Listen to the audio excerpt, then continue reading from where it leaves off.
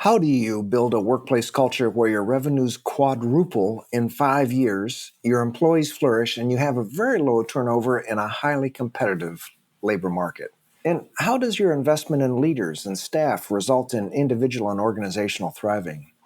Well, today on the Flourishing Culture Leadership Podcast, we'll hear from a visionary leader who has built an exceptional workplace with highly engaged employees who experience high levels of well-being.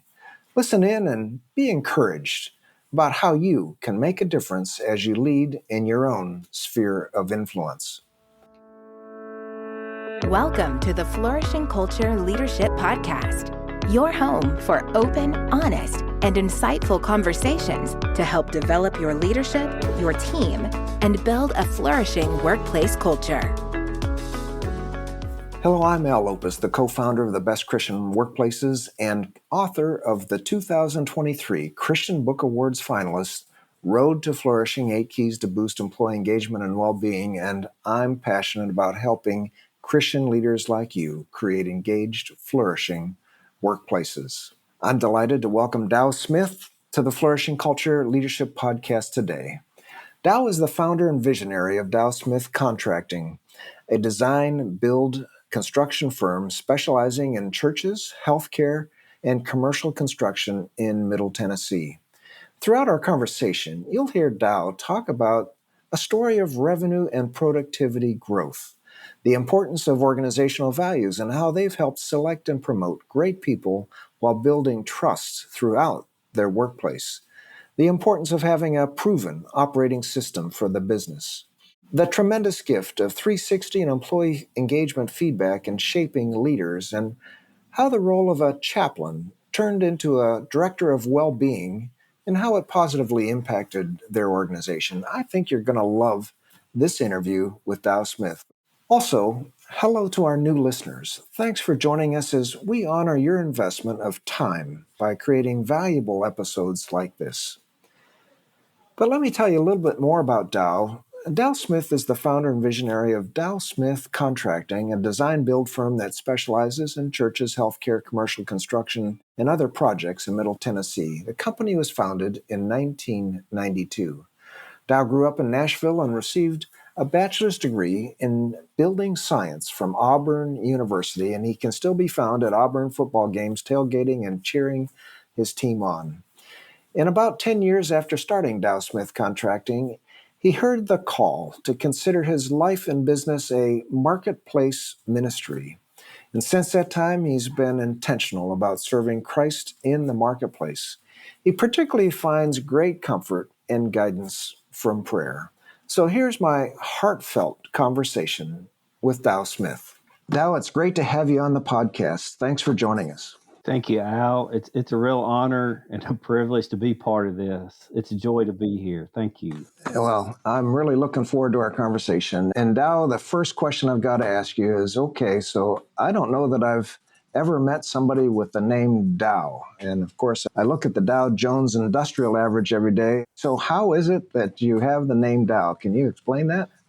It's a question I get regular. And a lot of times I refer to, or I even call it Dow Jones. Sometimes I even call it Dow Chemical Company, the scrubbing bubbles. But the name came from a pastor named Lorenzo Dow, who must have had a great impact on my great-grandparents. So they named their son, my grandfather, Edgar Dow Smith. He named his son Edgar Dow Smith Jr., and then my mom and dad gave me the name as a first name Dow. So that's how it came about. Yeah. Wow. So your family has been influenced by the faith, by a pastor for now 4 generations. That's a great start. Wow. Okay. Yeah, very much so. And should add, so my great-grandfather, he was a United Methodist pastor. And then one of his children, Uncle Ray, is a United Methodist pastor. And so, yeah, it has had a very impact upon my upbringing. So let's talk a little bit about your company, Dow. You know, you've seen growth. We look at things from an employee's perspective in the last 5 years or so that we've worked together. you've doubled in size of employees. So, would you tell us a little bit about the company? I know you've got a lot of projects that you're working on in different phases. That you do sales, you do design, you do planning, you can construction, you work through completion. Tell us a little bit about your company. Sure. Well, we are a design builder focused on commercial projects, commercial clients, and we're fortunate enough that right now, I think every one of them is in Rutherford County, Tennessee, Middle Tennessee, and that is a joy. Just the fact that all of our job sites are close. Mm-hmm. And the call we like to get is whether it be the business owner or the church or in many cases doctors, and they don't know if they want to stay or move, if they want to renew their lease or buy a piece of property or build, whether they should renovate. That's when we like to get the call to just give them some options and rough cost of what it would take to do a project, help them determine if it's financially feasible for them. And then from that, journey with them to design it and then build it and help them move into it. And so we like to take care of them through that whole process. And so I've mentioned you've doubled your employees. How has that impacted? And you've got a flourishing workplace culture. How has that impacted your overall business from a revenue standpoint? Well, from a revenue standpoint, 2020, though it was a pandemic year, I think that year we did 12 million in revenue, and this year we're going to do above 40 million in revenue.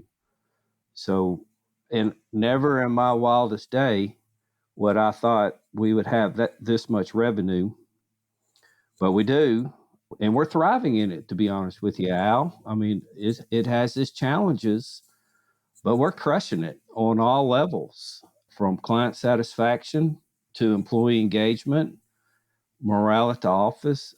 And Dewey Green, my C12 chair, just the thought of us going beyond 12 million, I was a staunch opponent. No, we're not. But here we are, and I'm having more fun now than I ever had.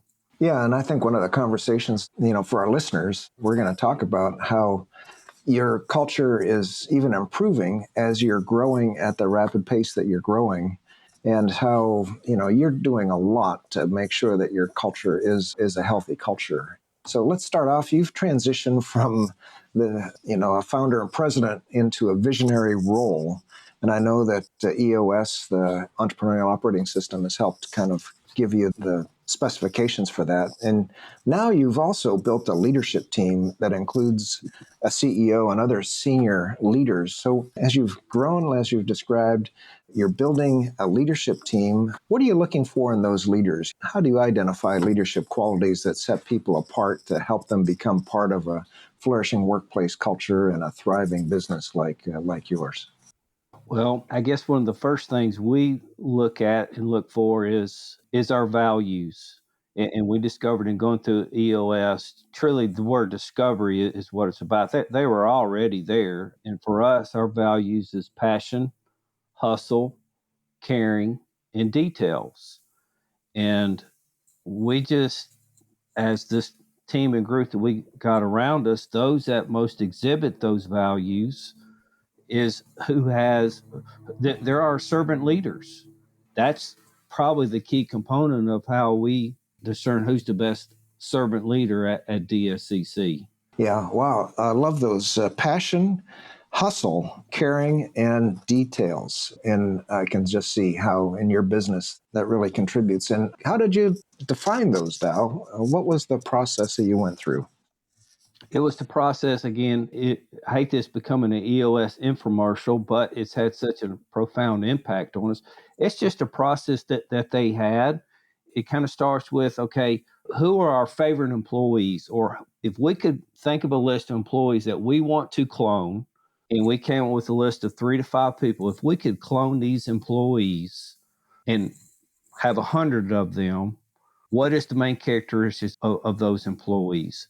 And so as we listed those up, and then we just said, well, Joel is just awesome. And the word detail came up, and we noticed, yeah, and so's Bardo, and so's that. So we just looked at what was the common characteristics that our most valuable team members had. And then from that, we said, yeah, okay, those are our values. And then from that, we realized how important they were. Those were things that, I mean, they were non-negotiables. It was like there was a breach of that or they didn't have that, it was like, there's not going to be an argument. There's either going to be a change or departure. It's those are that important to us. Yeah. Wow. So when you're interviewing new employees, when you're probably promoting new employees, you're really looking at those characteristics, those values that you've got to really help you with that selection process. Yeah. Very much so. And now even we look at, okay, decisions we got to make. Okay, what's the right way? And there's, to be honest, sometimes there's conflict between caring and hustle. To be honest, you got to, okay, if we do this, we may not be caring. We're showing a lot of hustle. But point is, we really hold those values up in all of our decisions that we make. And we discern if whatever we feel like we need going forward fits in those, it's not going to be a bad decision. In fact, usually it's a really good decision. Well, Dow, you've already mentioned a couple things around this entrepreneurial operating system and how you've been using that. You know, that's something we use at Best Christian Workplaces as well. It's had, I think, a huge impact on us as well. So tell us a little bit about your decision to adopt this EOS, the Traction Entrepreneurial Operating System. In fact, I was just talking with somebody yesterday about that and how it's impacted us and could impact them. How has it helped your company? You know, what are some of the things that has really helpful? And are there any cautionary messages for organizations who are thinking about taking this on? Well, I'll start with the last part of any cautionary, and that would be, if you're going to do it, go all in and do it. It's from a book, Traction, written by Gino Wickman. And it's not meant, well, I'm going to use part of this or some of this, all like that. You've got to do it all. You got to do every single step of it. My other word of advice would be hire an outside implementer. You do have an option to implement it internally.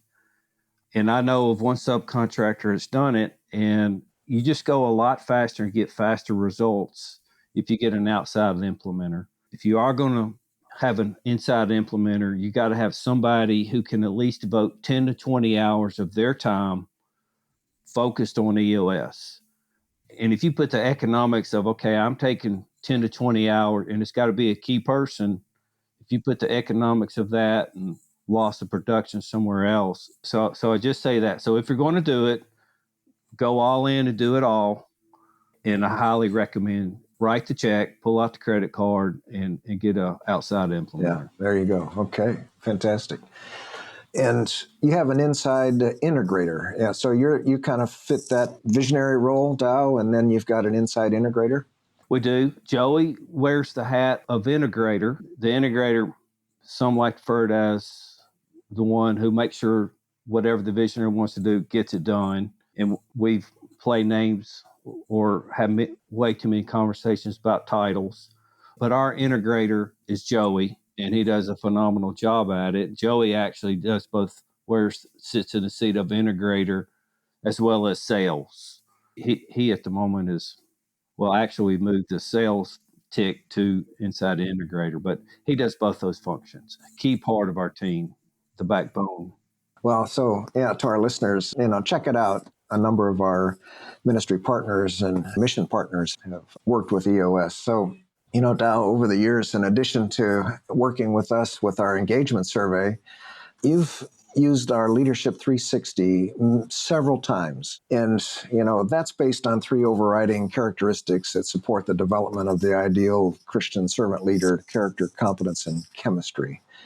And so you've used the 360 on your senior team now for a few years, but this year you even went beyond your leadership team into your top 15 people. And that's a pretty significant investment for a leader to have all of your leaders, your managers, your supervisors participate in that kind of a process. So why did you choose to invest in the Leadership 360 to get feedback for those of your people that are in key roles, and what are some of the benefits that you've experienced as a result of that? Well, it's been an investment that has paid great dividends. And I'll start with when I first did it on myself, and I was frightened to do it. I was, but there was a churning in me, and I'm a continuous learner, and I guess I've been more intentional about learning about myself probably about 5 years ago, and I learned about BCWI through C12, and I just took the courage pill and took it, and I got a lot of great feedback, and I have the personality that I've learned in that sometimes people will filter what they will say to me. Well, this gives them a venue where they can say anything and everything that they want, and they have the protection of being anonymous. And I'm able to receive that data. It's just data. It's just, data. And so it was very helpful for me. I can't really say I was surprised. And there were a few things that did hurt my feelings. But boy, there was also a lot of affirmation in that. And then, in fact, Al, you got to do my first, well, I know you did my first debrief for the employee engagement survey, but just getting that and how it was delivered to me with such love and care and wisdom and experience, it was like, man, and then I had 3 or 4 things, very manageable. Hey, here's some things you need to do and work on. And it was just an incredible tool. And with that, I want to share that with my leadership team because there's a lot of things that I only see a certain part of what's happening. Our peers see things that others don't see. The direct reports see things that we don't see. And for them to be able to get that gift, and it's a true gift, it gave them some great understanding of what was happening. And it was 98% words of affirmation. This year, we took it to our superintendents as well because our superintendents are such a key. What happens at the superintendent level is where the bullets are flying, and they got to deal with the client and they got to deal with subcontractors. They got the most coming at them. And we got the most at stake of what's happening with the superintendents. So we took it to the superintendents as well too. And that was very enlightening as well. We even included our subcontractors. We have subcontractors who participated in it because our subcontractors are a key strategic relationship. And we wanted to know, I needed to know, okay, how well do they do managing our subcontractors?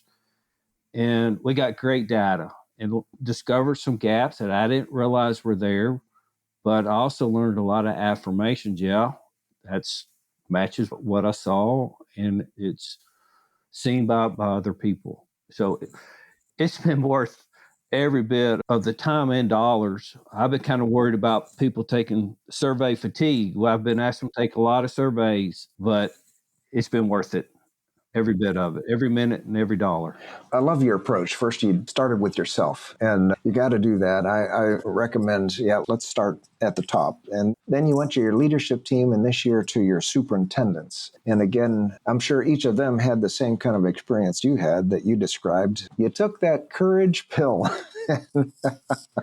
Yeah, we practice what we preach here at the Best Christian Workplaces. And I can tell you, as the leader for many years, every time our engagement survey is going out, I'm kind of wondering, okay, so what's that going to be like? I've done the 360. Okay, so how is it really, what kind of feedback am I really going to get?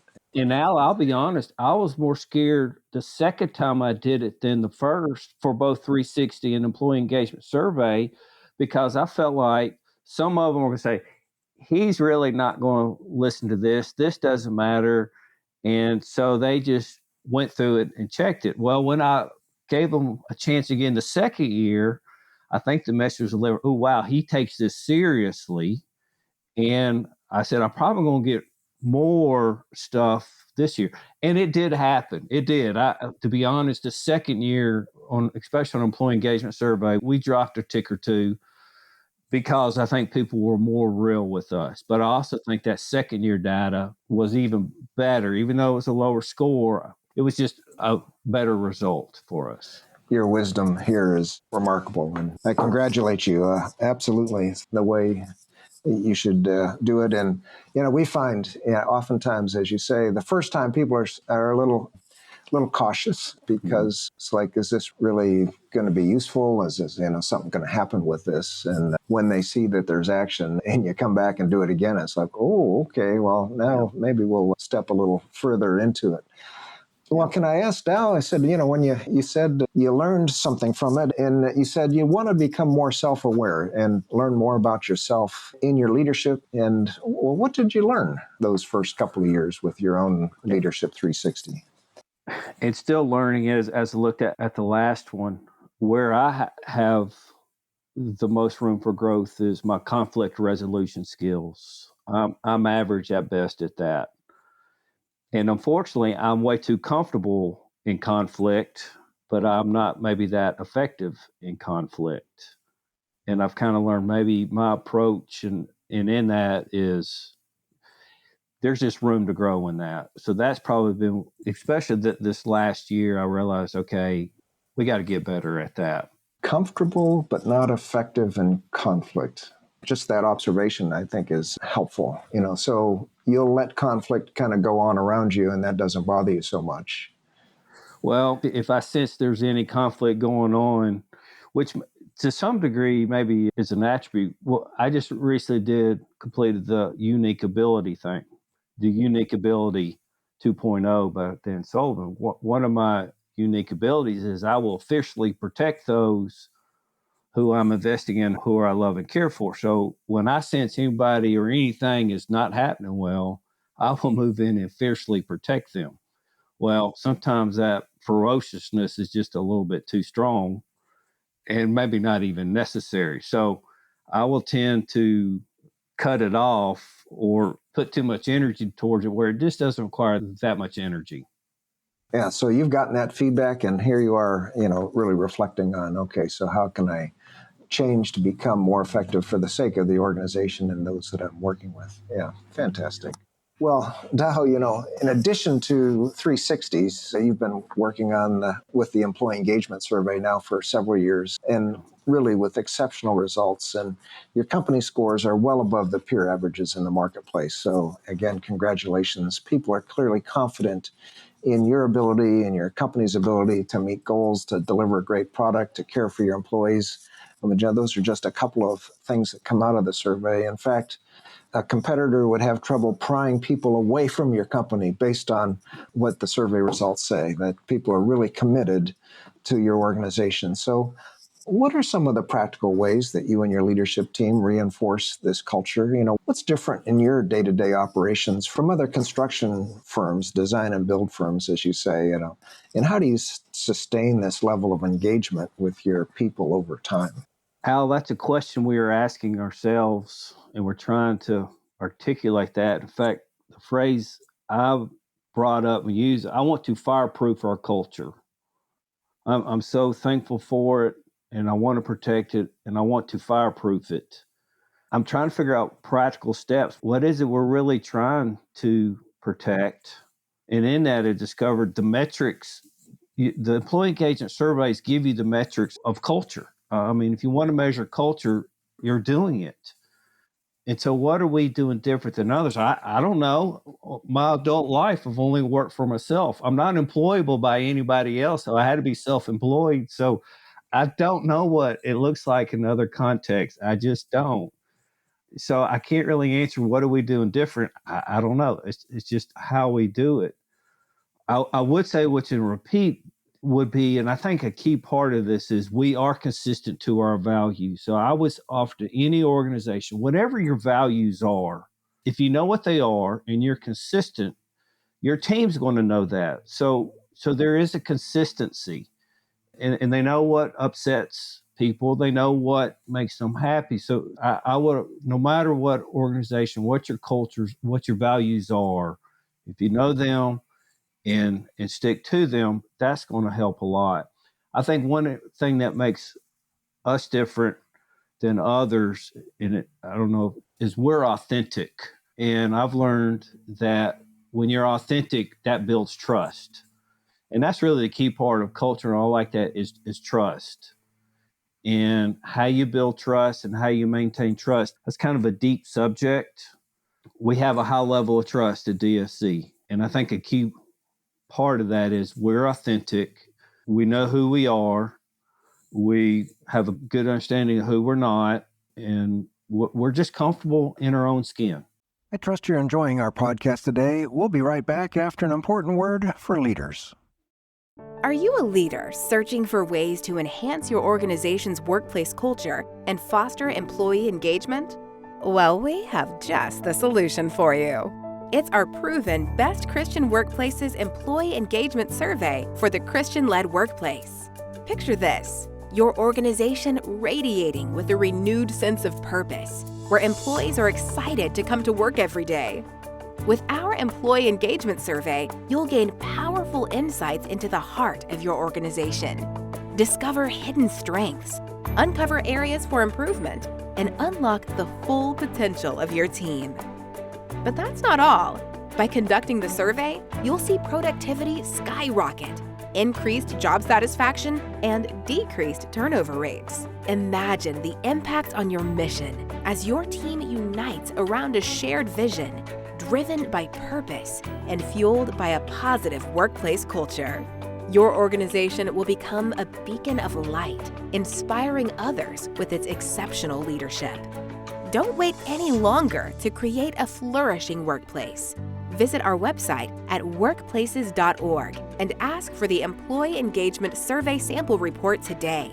Take the first step towards transforming your organization into a thriving, purpose-driven powerhouse. Together, let's build a workplace culture that honors God and empowers your team to flourish. Welcome back to my conversation with Dow Smith.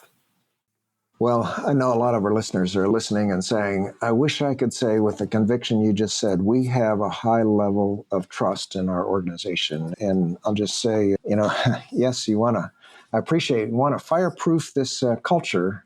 And I'll say one way to do that is to continue to discover each year exactly how healthy your culture is.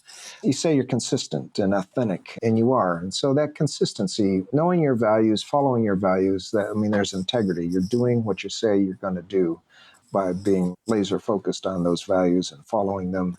And that builds trust. That's a key characteristic of any great organization. So another distinctive you've got, Dow, is that you have a director of well-being who sits on your leadership team, and she's a chaplain and a life coach. This is fascinating to me. Congratulations. And her focus is to help people on their career and life goals. Wow. So this is an unusual investment for the size of firm that you've got, and I think it's really worth talking about. So how did you decide to focus on this for your employees? And, what are some of the benefits to your employees, your team? And what would you say to a listener who's even skeptical of a chaplain, a life coach? What would you say to our listeners? What's the advantages of this from your perspective? Well, there's nothing that excites me more and energizes me more than our well-being program of where it's been, where it's at, and where it's going now. It started with we decided we want to have a chaplain, and I highly encourage any and all organizations to get a chaplain. And John Key was our first chaplain, and he did a fabulous, wonderful job of loving us and caring for us. Well, John retired. John got to the point he needed to retire, and we realized this is a very important position, and we got to continue it. And we hired Holly Potts. In a lot of ways, Holly's a unicorn, and we're trying to determine, is she a unicorn? In fact, we're here in a little bit.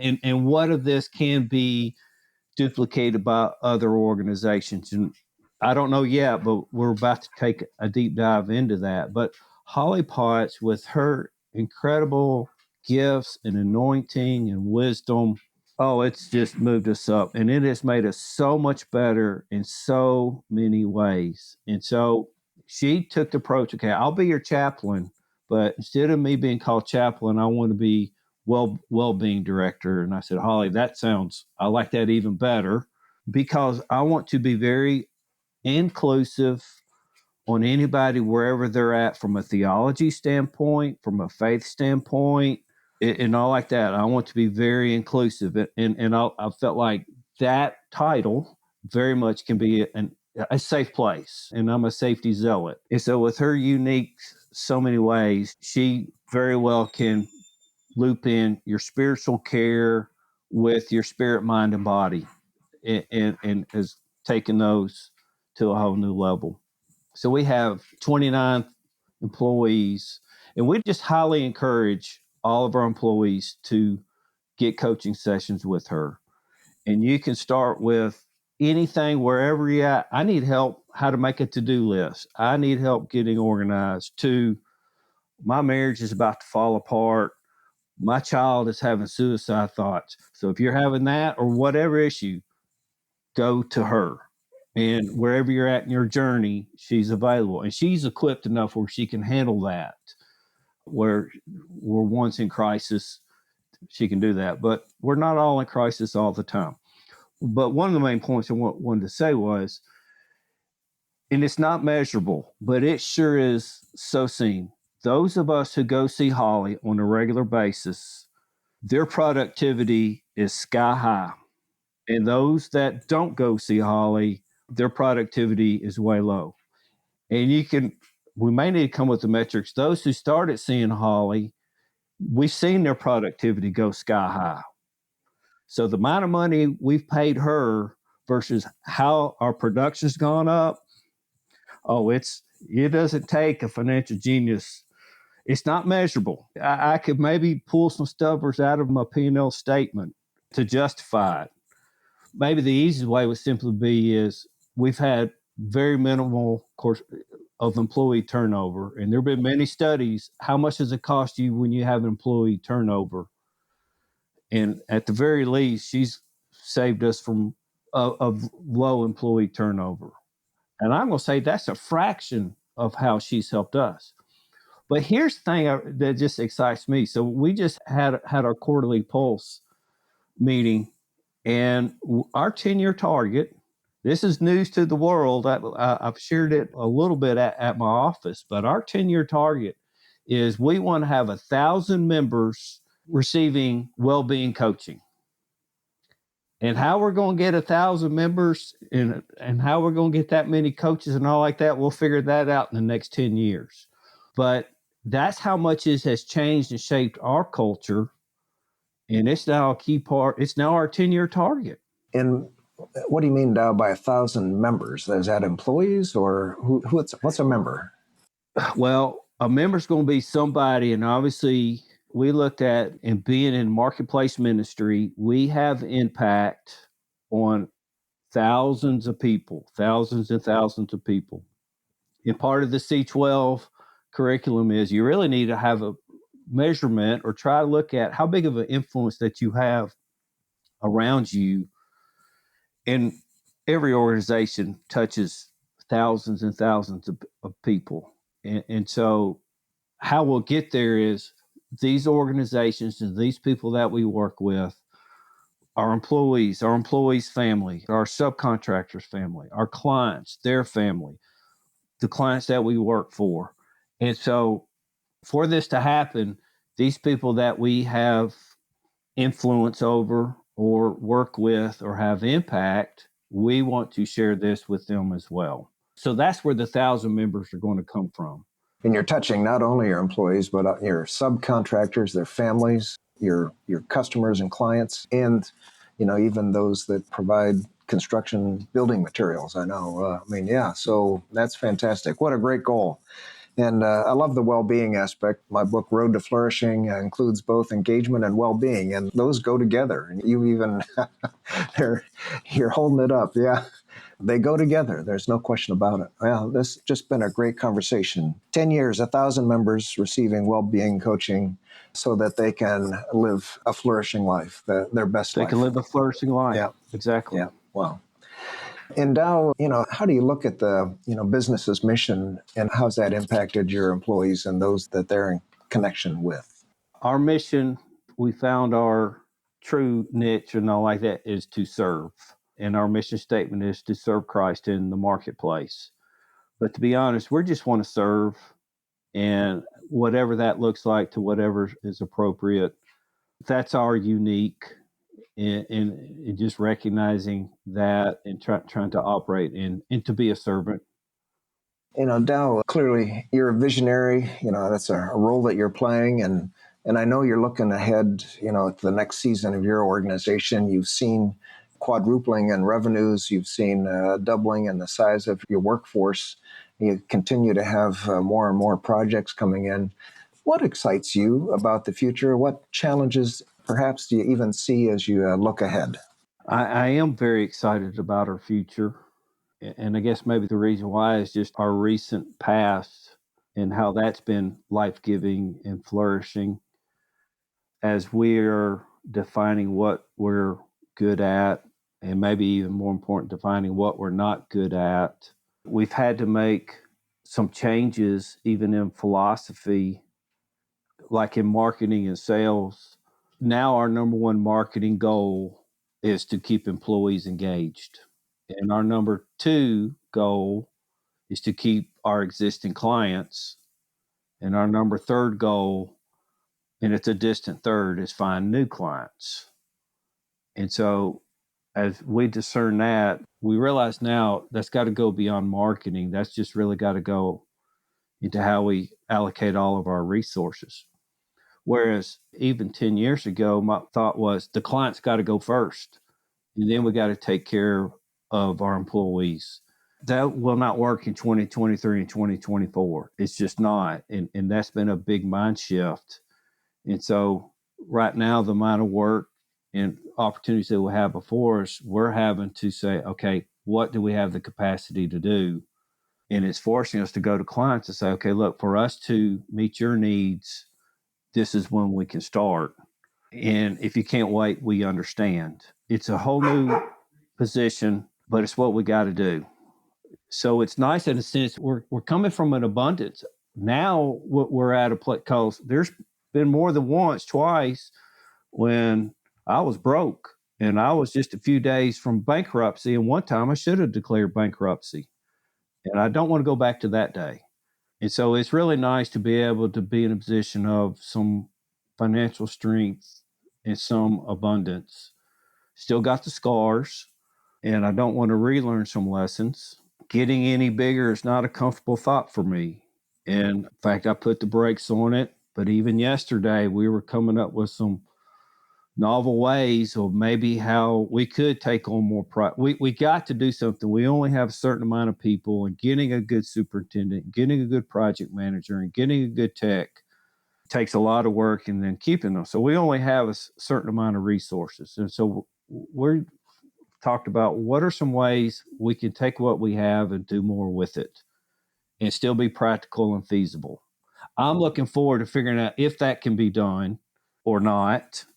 That very much excites me. So the innovation of what it's going to take to stay relevant, that excites me.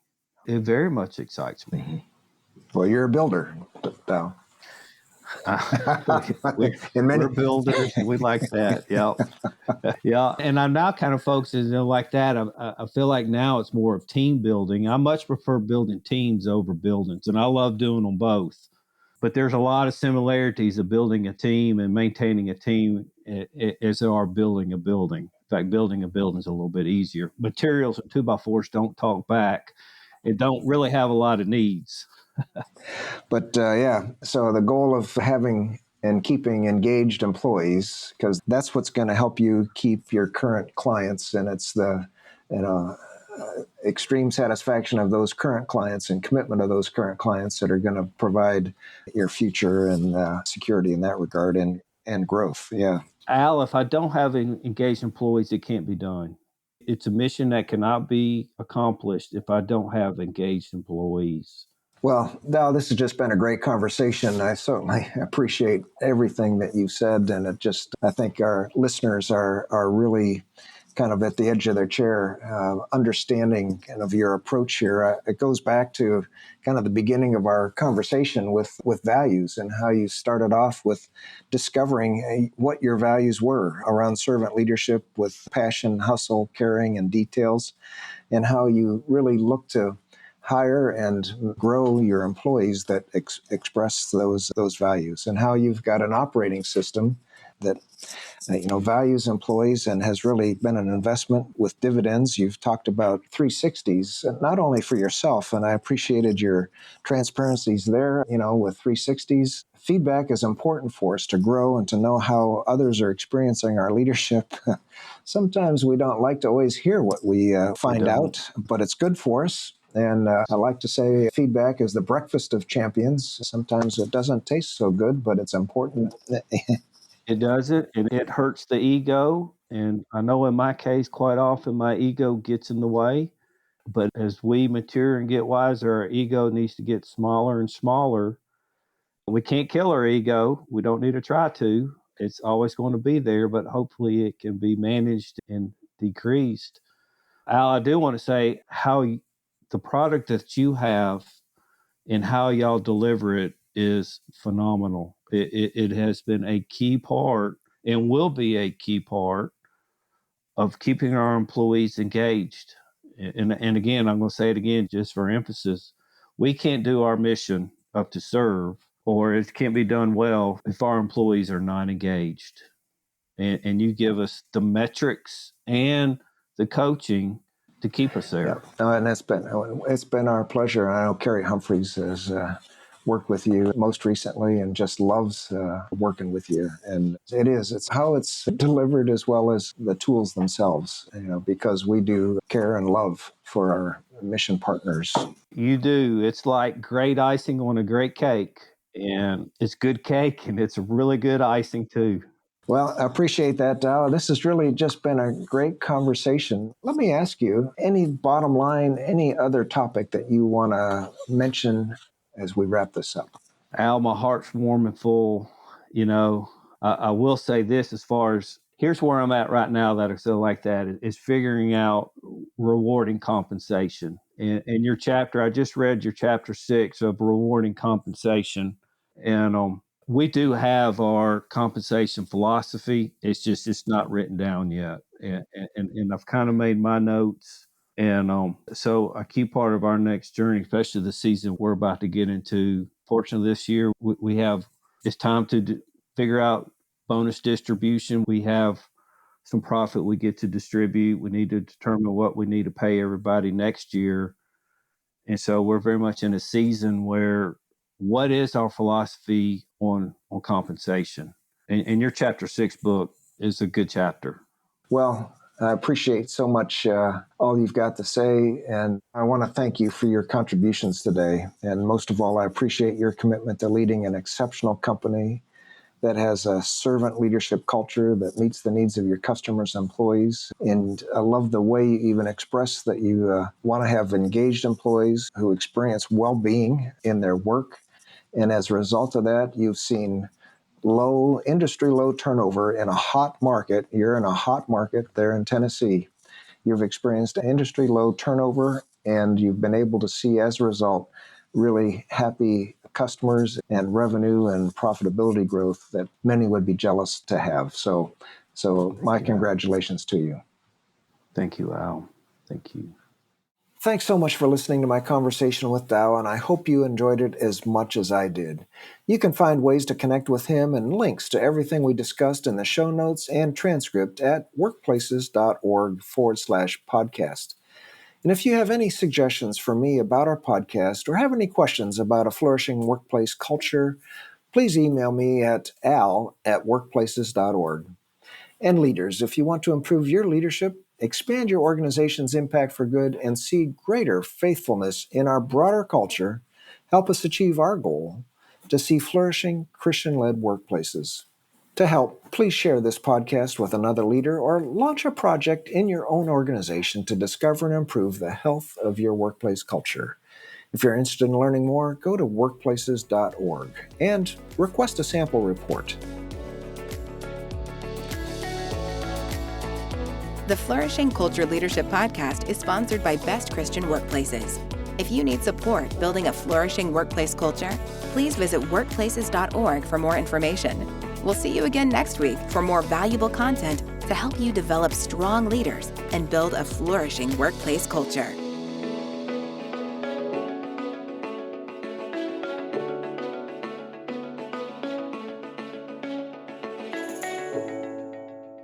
And next week, we're going to hear a very interesting transformational story from Linda Uvegas, the CEO of the City Rescue Mission in Cleveland, Ohio.